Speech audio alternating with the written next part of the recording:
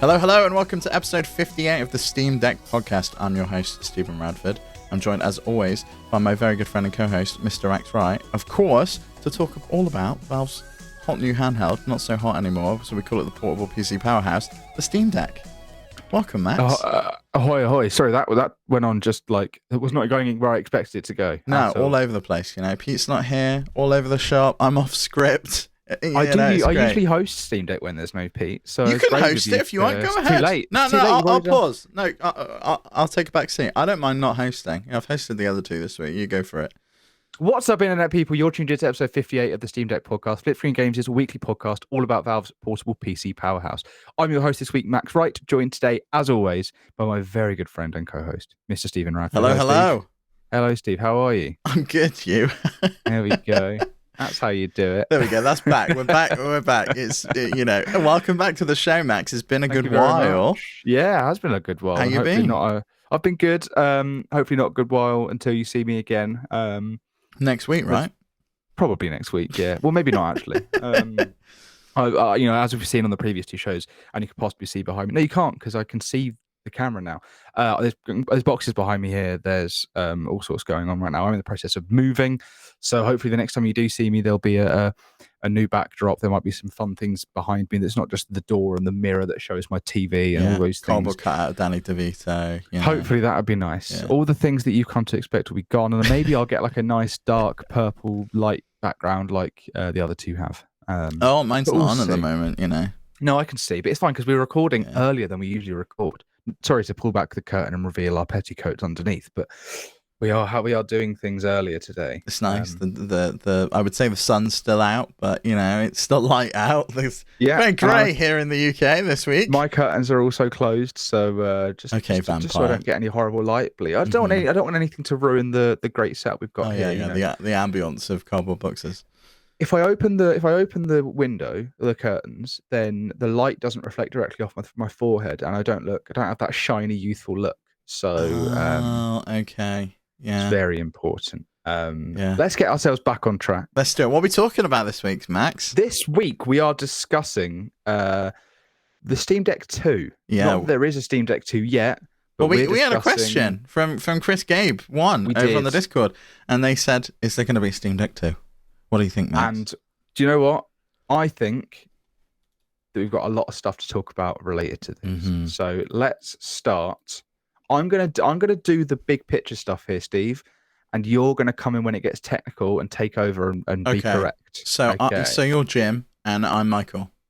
I'm big picture. Yes. Yeah. You're big picture sort of stuff. I'm day to day. You're big picture. Yeah. Oh, I'm big picture. Okay, so big picture. This quote comes from The Verge. The headline here is Valve don't expect a faster Steam Deck in the next couple of years.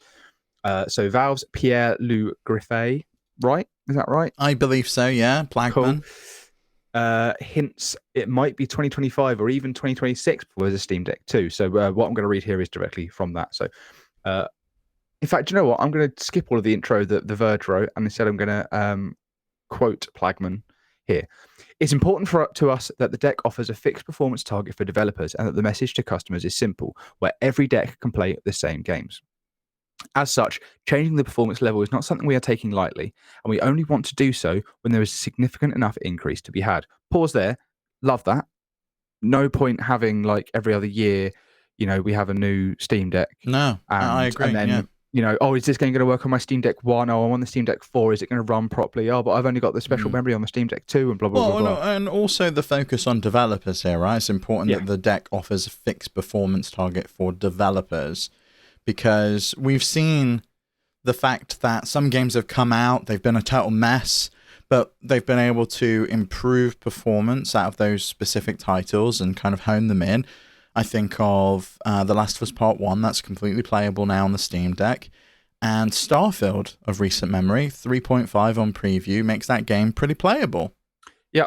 And it also means like there are games like Cyberpunk where you boot it up and there is a Steam Deck mode. Yeah. That you can choose to set the settings right. That will always work. Also, it means that when you go into, like, for the user again, if you go into ProtonDB and you look at the Steam Deck thing, you're looking at just this works on Steam Deck, not it does work on Steam Deck, but you have to have Steam Deck 2, whatever. back to the quote. Excuse me, I lost the ability to speak there. Back to the quote. We also don't want more performance to come at a significant cost to power efficiency and battery life. I don't anticipate such a leap to be possible in the next couple of years, but we're still closely monitoring innovations in architectures and fabrication processes to see where things are going there. So it sounds like, just to paraphrase that and how I understand it, we're a little ways off of Steam Deck 2. And I think this sort of lines up with something that I said. I can't remember when I said it, but One Up Mango brought it up in the Discord when I said about why hold off buying the Steam Deck now because there's potential for a Steam Deck down the line.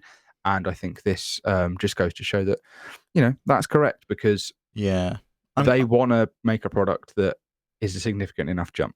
I'm glad they clarified. I'm glad they came out and clarified this, because I think at the moment, if someone's saying to me, I'm thinking of getting a Switch for Christmas for someone or whatever, right? I'm going to go, you know what? I think the new one's coming next year. It's just around the corner. If you can hold out a few more months, just wait and you can get the next one.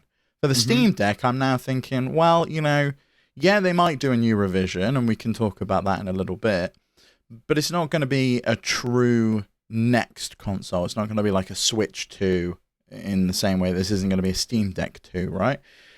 And I like the fact that I kind of feel like this is a little bit of a dig at the other PC handhelds of cost to power efficiency and battery life, because we've seen that on the ROG Ally, right? You run it at the same TDP as the Steam Deck. It's pretty comparable in terms of power efficiency. That 15 watt cap that the Steam Deck gives you, you're going to get similar experience. It's only when you double that up to the 30 watt TDP in like turbo mode on the ROG Ally that you really get those performance gains, which you would expect. You're doubling the power that you're delivering to the chip. And obviously that comes with a cost to the battery. And the battery on the Steam Deck, I mean, I think we know that's probably one of its flaws. It is not great unless you're playing a smaller game, but it's perfect for getting a couple of hours in. And I think it's the right compromise. You don't want to give away all your battery life. It might be nice to give the user the choice, right? Like, I'm willing to go for a 30-minute battery life, or I'm willing to plug it into power in order to do that. But I think it's good that we're getting a fixed SKU for at least a couple more years. Yes, and that we while you still have the power to control the settings, and like with the PC, and say, right, I'd rather focus on having a higher frame rate, so I'll turn all the settings down, or I'd rather focus on having the best graphics at 30 FPS, so I'll turn those settings up, blah blah blah. Whereas, oh god, I've lost my point now. Oh yeah, whereas it's still, that doesn't mean that they're releasing a whole load of different SKUs. You still have the one SKU, and it's up to then the user to decide what they do with that. And I think that's very important when it comes to a PC, or a portable PC, or a handheld, or something like that. Can I just say, I'm very glad that it's you and me having this conversation, not me and Pete having this conversation, because everything that you said a second ago would not have been said, and if it was said, it would have been read without understanding. So thank you for being here, Steve. What do you mean? The brains. Oh, the TDP stuff. Oh yeah, that would have never come up. I would have never thought of that. I would have never known the TDP of the ROG Ally, but whatever. I think it's 30. It might be 35. In any case, it's double what the Steam Deck can deliver. I think it's interesting. I do hope we get a revision in the next couple of years that's potentially not a Steam Deck 2. So when there was do you remember the interview last year with Plagman and Lawrence Yang? They spoke to The Verge, and they noted screen and battery life were two of the things that they really wanted to focus on. And I think those are the things that everyone kind of thinks of. That and maybe form factor and weight. Weight's a difficult one. You want a big battery in there. You're probably not going to be able to shave down much on weight. Battery life, I think you probably could get a little bit more out of there. If they, I don't know what the nanometer is on the Steam Deck, but they potentially could have a die shrink. It's on a 7 nanometer process at the moment. They could go down to a 6 nanometer process, which is what the PlayStation 5 is running on at the moment. It's what the revised Xbox Series X next year is going to be running on. So they could go down to a 6-nanometer process. Oh, I know what you mean now. Sorry, I was just blindly blinking and nodding through that, but you are. Yeah. Now you've related it to something we've already spoken about this week. I now understand. If you want to understand that, go back and listen to the this week's episode of Flip Screen Games podcast where we talk about the new Xbox.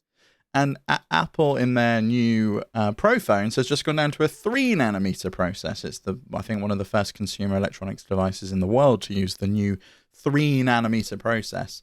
So you can fit a lot more transistors into a smaller space. It can run more efficiently. It can run potentially cooler, and with less battery required. And because it's a smaller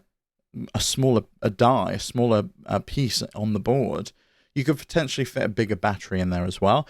Do you remember when we got the first revision of the Switch, and we got the slightly better battery life out of that one? Yeah, that was a die shrink as well. I think they went down from 8 nanometers down to 7 nanometers. I remember this. I do remember this. And so I could see us getting something like that next year.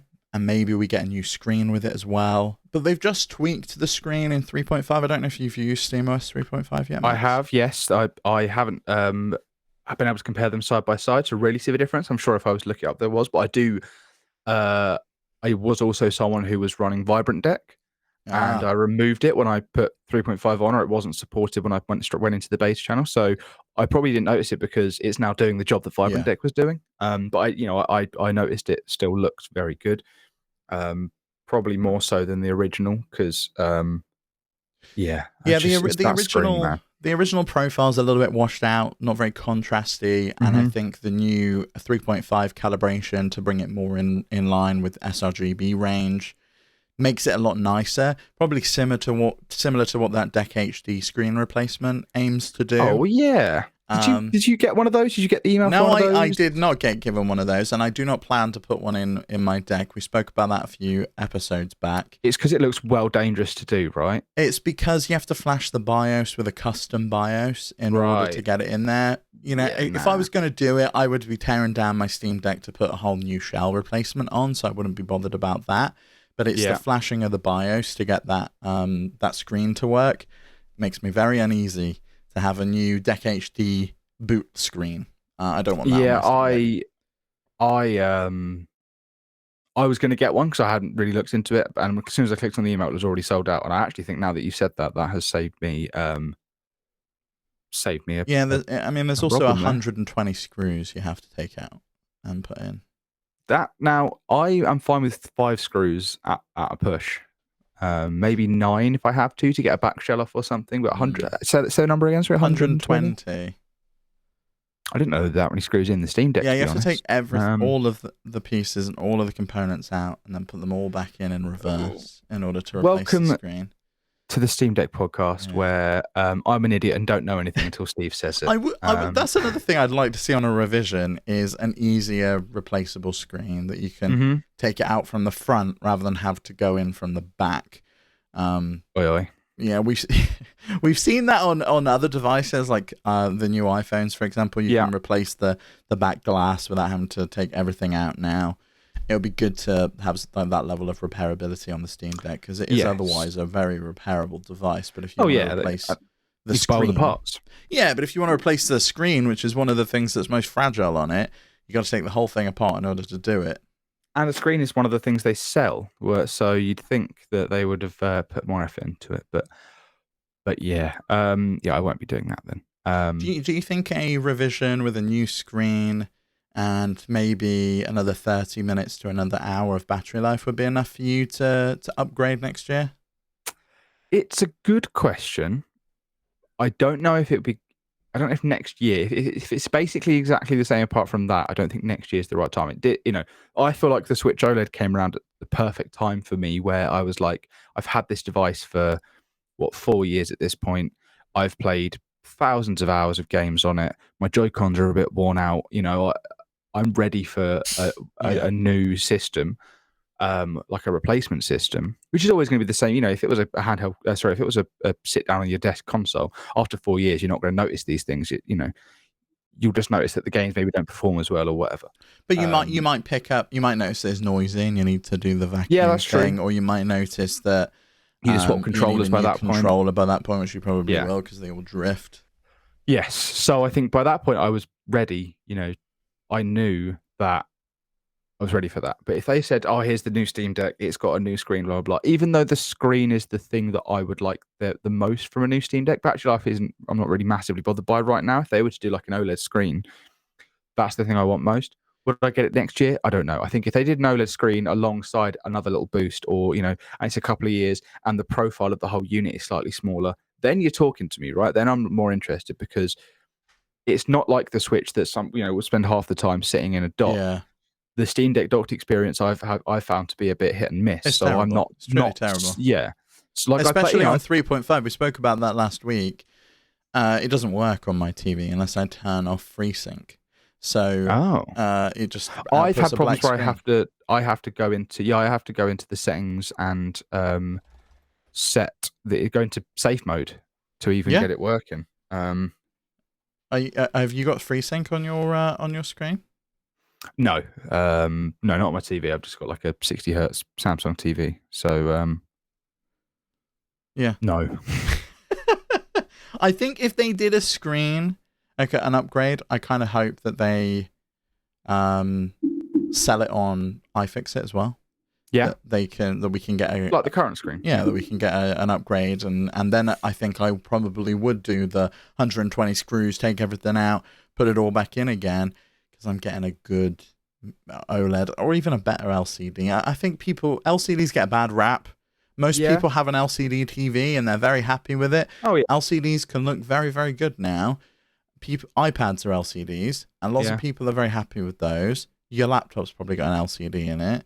Most screens aren't OLEDs. We're used to OLEDs on phones, but I think LCDs now with a good array of like local dimming zones can look good.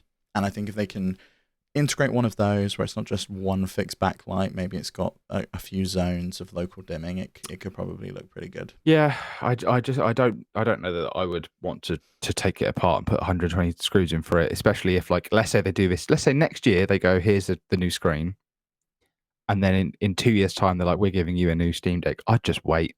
Yeah, well, I mean, that's the thing, right? It could be 2025 or 2026 so we get a fully upgraded new Steam Deck, and I think by then I think I'll be ready for a new Steam Deck at that point in 2025. Mm-hmm. But we got an interesting question here from one of our Patreon producers, Snackygo, and he said, so there's a lot of rumors going around that new Switch or whatever that's supposed to be 4K or 1080p 60 or 4K 60 in docked mode.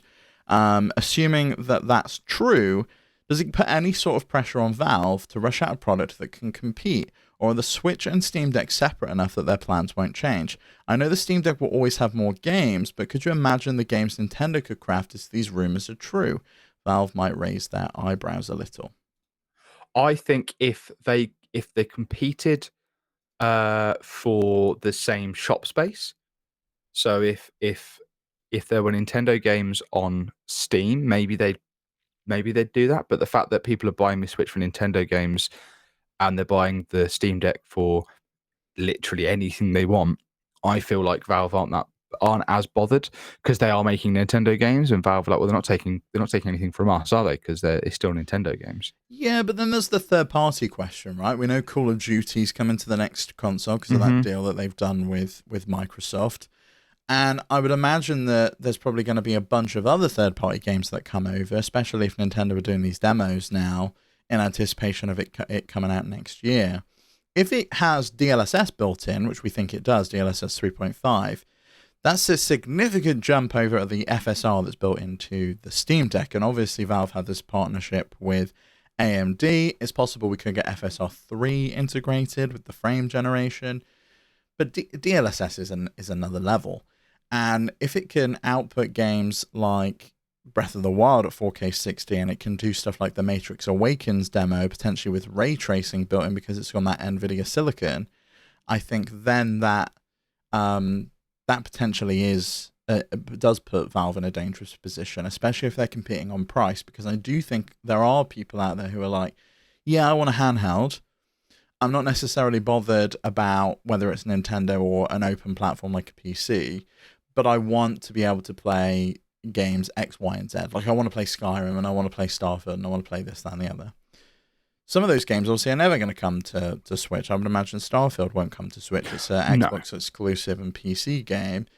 But stuff like Skyrim's already on there, and if that can run at 4K 60 now on a handheld that's like plug and play, and I don't have to tweak anything, I don't have to tweak any settings, and I don't have to worry about it, I think that's a very compelling package for people. It is. I still think that Valve maybe aren't as fussed, but that's just my. I think you're probably right, and I also think that Valve are just like, you know what, buy the Steam Deck if you want, but also buy an ROG Ally and also play your games on PC. You're buying all your games from us anyway, so we don't really care. And you're also never going to be able to do things like emulation on the Switch because it's just not an open platform. It's not something Nintendo's ever going to allow. What could Valve do if they do perceive the new Switch as a potential threat? Because really, they keep putting this thing on sale, right? The Steam Deck's always constantly on sale, so they could potentially compete on price. I think software is another thing. Do you ever see them switching over to the NVIDIA camp, or is that just complete like? I can't really because NVIDIA aren't doing any kind of APU with x64. It's all on ARM. Yeah, I think power wise, the fact that they are already so far ahead, and all it's taking is DLSS to come in and sort of undermine that. I don't know if would Valve start panicking immediately. Do you think if that's the case? I know that I've said this twice now, and I'm not trying to avoid the question. I just don't know if Valve are bothered. And I say this as someone who thinks that the Switch is a fantastic device and is probably the reason that the Steam Deck even exists and why it is so good. I just don't think that.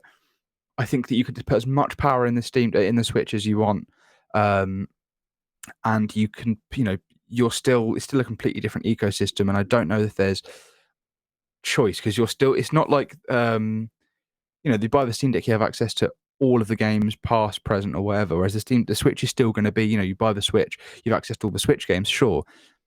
But I can't play Wind Waker on the thing. I can play Wind Waker on my Steam Deck, but I can't play Wind Waker on my Nintendo console for some reason. Yes. Whether they would go with NVIDIA going forward, I guess, is another thing entirely, because we've seen these chips that have come out since the Steam Deck's come out that are being used in the Z1 chips. And granted they're AMD. Correct me if I'm wrong. That granted these are all AMD chips. You're not correcting me, so I assume I'm correct. No, they are AMD chips. They're based on the Ryzen 7 series chip. 7800U is the chip that the Z1's based on. Only the ROG Ally has the Z1 in at the moment. Everything else is really using 7800 or 7600.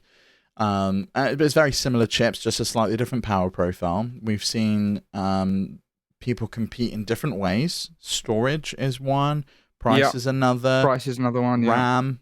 Some of them put more RAM in, and I think the ROG Ally screen is a big differentiator. It's a FreeSync panel, so it supports variable refresh rate in the handheld, and I think something like that, if Valve can pull that off, would be a real benefit as well. Anything to sort of make this even if it's not technically more powerful, or even if it's not got the same thing that the Switch has, if it has DLSS, let's just say. Something to make the experience feel smoother, even if it's not actually acting any smoother, would be good. I don't know if the Switch doing that changes Valve's plans. Because do you think that if Switch was to come out with Nintendo was to come out with the best Switch they've ever done, do you think that they would go back on their we care about the developers, we want a big enough leap, we want this, that, and the other? Do you think they would panic and go, oh well, we need to get a new Steam Deck out, or do you think they would stick to their guns and just say, we've said what we said, we're sticking to that, and it's working, it's going to work for us? I think they would stick to it. Also, I don't think AMD really has anything in the pipeline at the moment. I mean, when's Ryzen 8 due? Like that's probably when we're looking at is Ryzen 8. That's planned for 2024, so maybe they're looking at Ryzen 9, which would presumably be 2025. And that comes with Zen 5 in there. So it's possible that that's the point that they jump on, because I don't think the 7 series chips really are a massive leap over what Valve's got in the Steam Deck. What for what in terms of the TDP that you can eke out of it, the Steam Deck is very, very power efficient at those low TDPs.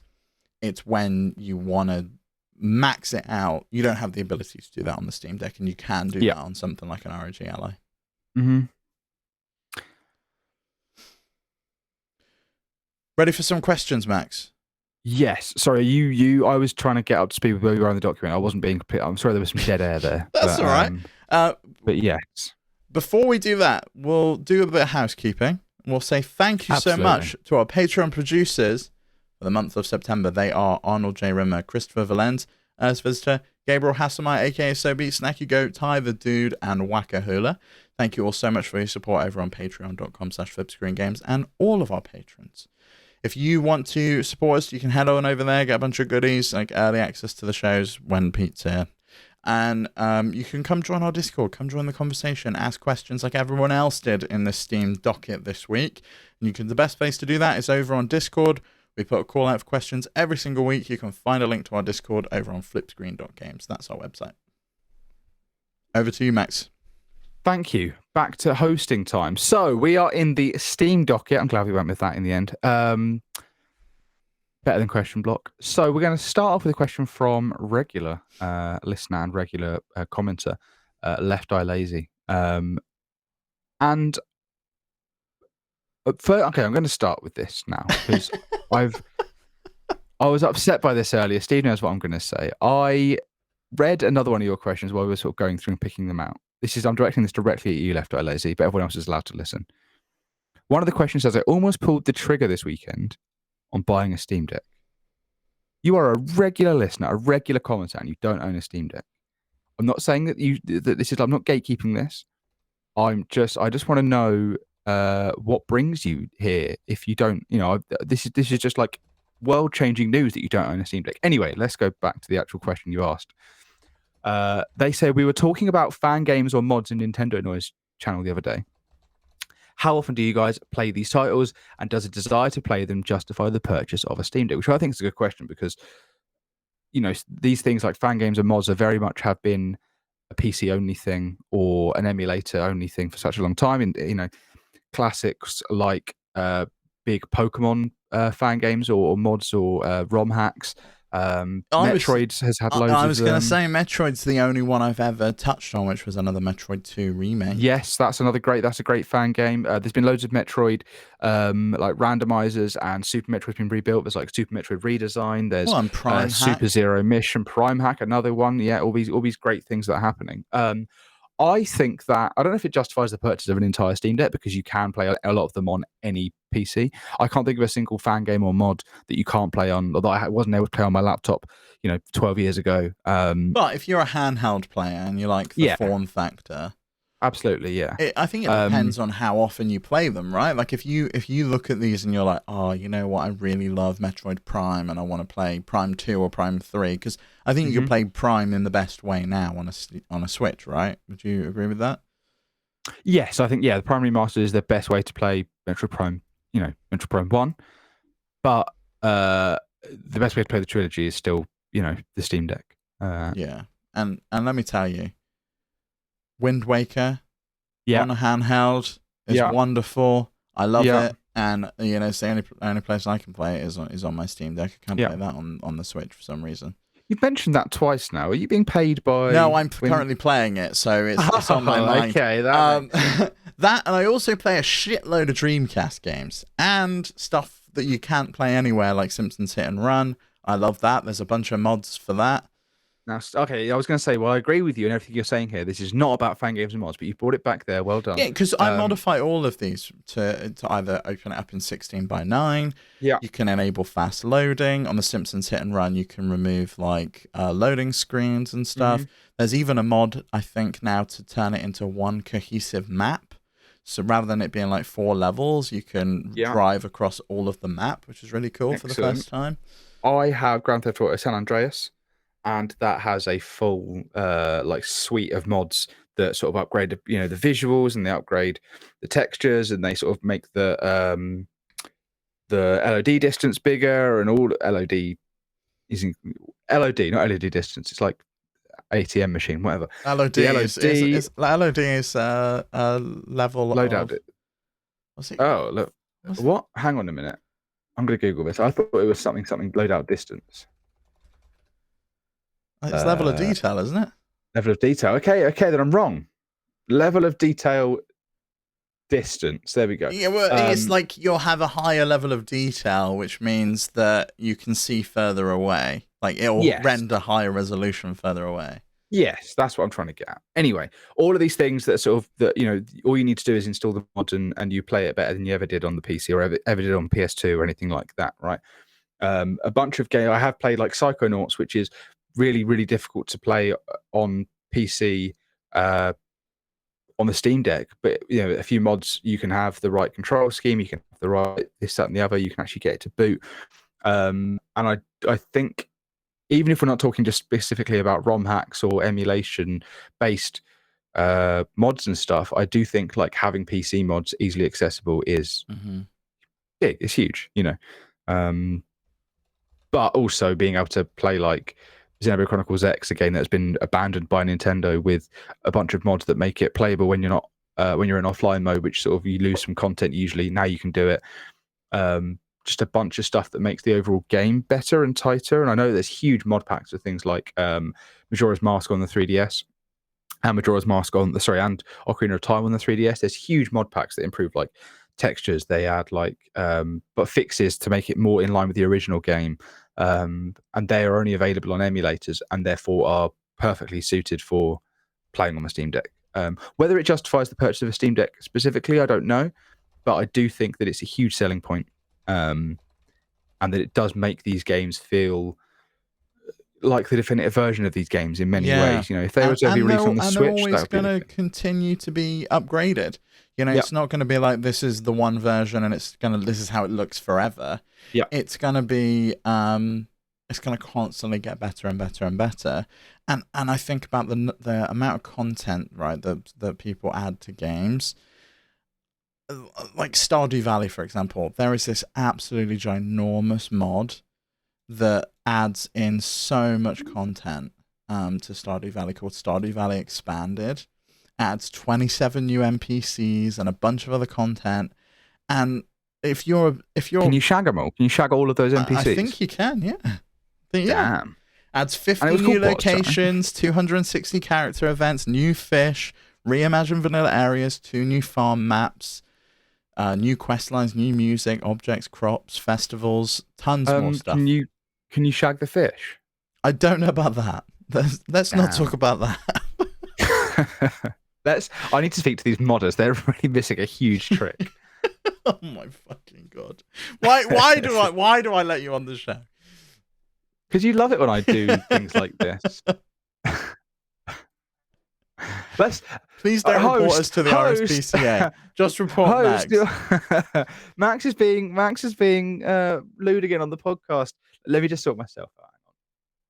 Sorry, continue. Tell me more about Stardew Valley Revisited. Yeah, I just think content expansions like that are so cool. It gives such longevity to games that otherwise might have just been left to work. I mean, I know Concerned Ape is still adding content. 1.6 is about to release, which adds even more content in. So Stardew Valley is maybe not necessarily the best example.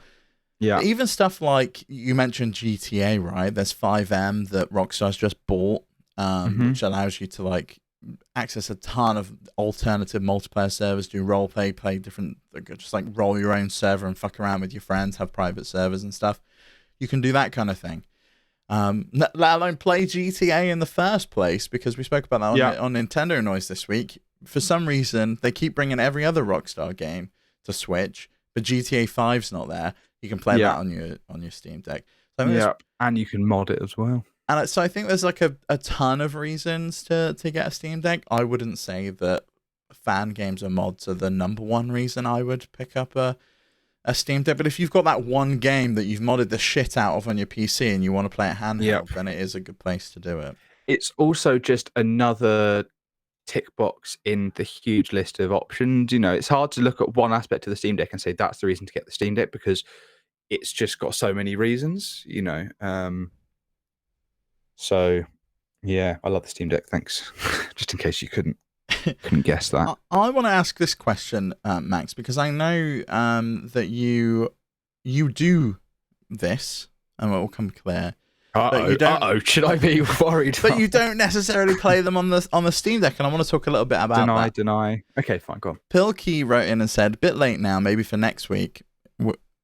We're reading it now. Do you ever buy games from stores that aren't Steam or Steam key resellers? I avoid it. Even with Lutris and Heroic, I find the experience is a bit hit and miss, and not having Steam Cloud saves or proper time tracking is a negative, although Decky plugins do help. Exception may be Blizzard, as the Diablo 4 demo worked well, and I'll get the full game when I get through my backlog. The only games I have on GOG or Epic are free giveaways. So, you are right that I do this, but the reason I do this is because I play on PC as well. I think if I was purely a Steam Deck user, I have had issues with Epic. You know, there are games that I own on Epic or have got for free on Epic, but I've rebought on Steam, because when I go to boot it through Heroic, it just doesn't work. But as soon as I get it on Steam and boot it, works absolutely fine. The Outer Wilds is an example. I agree that it's hit and miss, and I also agree that there are difficulties, and I couldn't even get the EA app. Whoa, I just flid around there. I couldn't even get the EA app to install. Yeah, that's or be the able one to log I was thinking of, because we spoke about that on this week's Flip Screen Games podcast, that you're currently playing through Jedi Survivor. I am, and I did want to hopefully do that across both, and I probably should have bought it in Steam on Steam in the first place. It was just so much cheaper to get it on the EA app, and honestly, I'm happy with it. I'm not as bothered by it. Now I'm playing it. I think I would still prefer to have the option of playing it on the Steam Deck, or sort of swap between the two. And I'm sure if I only had the Steam Deck, I wouldn't have bothered buying it on Epic. I would have bought it on Steam anyway. EA, sorry. There is a lot of tinkering, and this, you know, the thing with the Steam Deck and PCs is you get out what you put into it. If you put loads of effort into getting these things to work, it's going to be fine. But at a certain point, I'm not asked. You know, at a certain point, I just want to be able to load the game and play it. And I agree. Like, there's some people where tinkering is the fun, right? And that is the game, is getting it to work well and tinker. Like, and to some extent, I'm that person. I enjoy doing it. But then there's times where I'm just like, I just want this to work, and I want it to work reliably, and I know that I get a bunch of benefits. Not only cloud saves that Pilkey mentioned, but the shader pre-caching. Like, yes, it can be annoying to constantly get those shader pre-caching updates, but I don't have to have the game compile shaders for me, because someone else has compiled them on their Steam Deck, and it's been uploaded to the cloud, and now my version of Steam gets to download them, and I don't have to worry about stutter, or it loading things in weird, or it having to pre-compile shaders for me on first boot because it's already been done. If I download a game from Epic Games Store, for example, I would have to worry about that, but the free games sure are enticing. Oh yeah, absolutely. Like the library I have on Epic is quite large, but I know it's not a guarantee that if I get it on Epic, I'll be able to play it on the Steam Deck, which is not to say I'm never going to buy things on Epic, because I know I'm going to want to play things on the PC on my TV, you know. As I said on one of the podcasts, probably Nintendo Noise, you know, when I'm moving, I'm planning my sort of the network and how I'm going to be able to have my PC upstairs and have my setup as it is sort of now, but upgraded with extra screens and yada yada. But downstairs still have my big 50-inch TV that I still want to be able to play PC games on. And I'm working that out, and I think I've got a solution. But there's also things like Alan Wake Remastered that I'm like, I would like to give that a go before I play Alan Wake 2, not on Steam.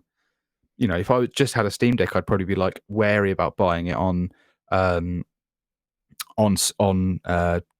EA. Sorry, bloody hell, there's too many launchers on Epic just to play on the Steam Deck. Whereas, you know, I know I could just buy that on PS5 and I know it works, and I know it will be a fine experience. I don't know what the refund policy on Epic. On Epic, well, there is a couple of. So I looked at this yesterday because I was actually looking at Alan Wake on Epic, and it said that the refund policy is it's like self-refund, it says. So I don't actually know what that means. Yeah, it looks like there's a few of them. Some of them are marked as refundable, some of them are marked as non-refundable, and some of them are marked as self-refundable. So I wonder if self-refundable means that you can just go, I want a refund, and they give it to you, and maybe refundable means someone has to look at it and go, okay, have they actually beaten this in this much time? I don't know. Yeah, so it looks like it's a similar policy to Steam where you've got to have less than 2 hours on record. It looks like consumables are non-refundable, like DLC as well as non-refundable. Okay, yeah. And I don't know how they determine it. I don't know the difference between refundable and self-refundable is, and also the fact that it's just a crummy website that I have to navigate around. Yeah, sucks as well. It's not nothing like a really bad experience to really make you want to play those exclusive games. But hey, we've seen a game recently come to the from the Epic Store exclusivity onto Steam. I can't remember what that is. I literally saw it yesterday and I've completely forgotten what it was. Yeah, there is a game that it was Tony Hawk's Pro Skater 1 and 2 has finally come onto Steam. Yeah, that's because Activision's bringing their stuff over, but I'm waiting for the Xbox deal to close and then that's coming to Game Pass, so stop buying that. But Alan Wake's not coming. That's an Epic game. That is published by Epic Games. Oh yeah, absolutely. That's a good point. But Control came to Steam Control's eventually. Not published by Epic, is it? What? Probably not. Who publishes Control? Control's 505 Games, actually. Yeah, whereas Epic owns Alan Wake. Actually, this is mind blowing. I believe so. Yeah. At least they're publishing it anyway. Publisher Microsoft Game Studios. Oh, that's the original though. That's the original Alan Wake. Yeah, good game. It's going to be very weird to see Alan Wake 2 as a survival horror game or psychological horror game versus the original game, which is not that at all. No, well, I only got a little bit into the original game, but I want to play the remaster because I really like the sound of Alan Wake 2. Cannot find anything about this remaster anywhere. Does it even exist? Does this game exist? What, Alan Wake Remastered? Alan Wake Remastered, here we go. Yeah, it is distributed through Epic Games. You are correct. Well done. You bested me. Which is strange, but I forgot that came out on Switch. Who's got the money? Epic. Well, maybe not, as we found out this week. Let me tell you, at the time of recording, it's been a bad day for video games. Yeah, 16% of Epic's workforce laid off, which is very sad. Yeah, and also the company, the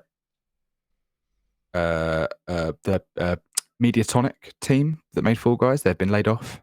They're gone. The Fall Guys are gone. I mean, Fall Guys was built in Unity, so I'm kind of not surprised that they've stuck around. Oh, I thought they would have moved over because when they launched 2.0. They did, and they did not move it over, and I do not know really? Why. Yeah. Okay, interesting. All right. There probably will be now with the Unity pricing fees. Yes, absolutely. Well, if the game even stays, Yeah, I mean, Fall Guys was a disastrous relaunch, really. It had its 5 minutes, and it just never stuck around. It didn't have longevity. Oh, really? See, I don't know anything. This is why it's Max acts as an idiot. Max just hosts you. Well, that's my opinion on it, right? I don't know anyone still playing it. Do you? No, that's true. No, I don't. But that's not to say it's not still big. It's not I don't really know anyone that personally plays Fortnite. It's not Fortnite or a Rocket League, which still has longevity and legs, and people don't know anyone who personally plays Rocket League. Just so you know. Okay. But I also know that there are people playing it in the world. I don't know anything about Fall Guys, but anyway, yes. To sum up your question, Pilkey, it's risky. I would look up what other people are doing before you get to it. So I would see what people are saying on ProtonDB for the game, but sometimes it doesn't even Alan Wake Remastered. There isn't even a rating on ProtonDB because it's not on Steam. So I therefore don't feel safe buying it. There's got to be. Alan Wake Remastered doesn't have a ProtonDB. No, you're right. It doesn't, because it doesn't have a Steam listing, so it can't have a ProtonDB listing, which is just a silly oversight from ProtonDB's. Yeah. So I have no idea if that works, and therefore I'm not going to risk it, and therefore I'll just buy it on Epic when I want to, and I'll play it on my PC, and that's fine. People don't have that option, so maybe they're not going to be as brazen with things like that. I know I took a risk buying Jedi Survivor on EA, the EA app, not in Steam, because I knew I wouldn't be able to play it on my Steam Deck. I didn't know, and it has meant I played it. Now. I think you probably could play it through there. I'm sure Lutris has an installer for it if you want. Oh, I had a, yeah, probably, but I can't be asked now. I'm playing it on PC and it looks amazing. So, and when I'm sort of in the new home, I'm not going to need the Steam Deck as much for. No, I'm not in a home. In the new house, I'm not going to play the Steam Deck as much for things as I have been doing it now, which is where I take it to my girlfriend's house and I play things there, or it might be it's more likely that I play things specifically on the deck, or I'm sitting in front of the TV or whatever. It won't be like I play a full game. Mm-hmm. Sorry, or I'll play a full game on the deck, like Blasphemous, the way I use the Switch. It won't be. I know what I'm trying to say. You're going to sit down and play like a big experience on your TV and small experiences on the deck, yeah. Which is how I used to play like indies on Switch. I'd always play with handheld.